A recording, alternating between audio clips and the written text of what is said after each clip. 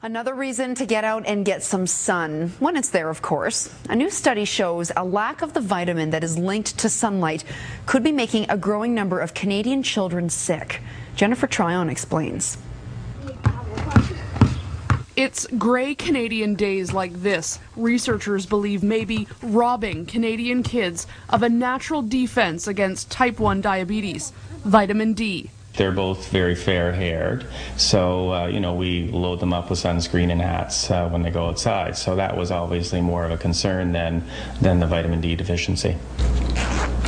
His son Peter has type 1 or juvenile diabetes, and until now he never thought the disease was something that could be prevented. And it tells it my blood sugar. But a new study published today suggests Canadian kids, because of geography and climate, are at increased risk of developing type 1. Rates of type 1 diabetes in countries closest to the sun are between 1 and 3 cases for every 100,000 people.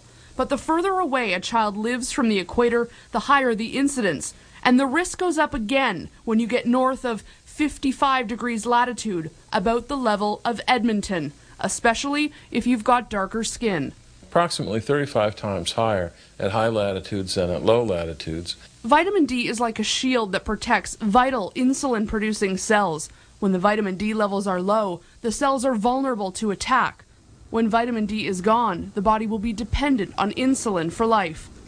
If we were to provide adequate vitamin D supplementation, we wouldn't see the disease anymore. It would become irrelevant. In fact, those who supplement with vitamin D cut their risk of type 1 diabetes by nearly 30%. Beginning about birth, should receive 1,000 international units a day.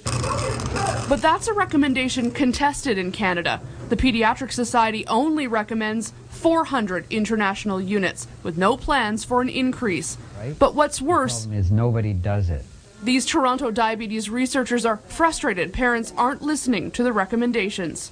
And if there's something that you can do that's really easy, that prevents it, then why not do these things? Give your vitamin D. Every morning now with breakfast, a tablet. Especially for Peter's sister. We want to make sure that we're doing everything we can that she's not going to get it.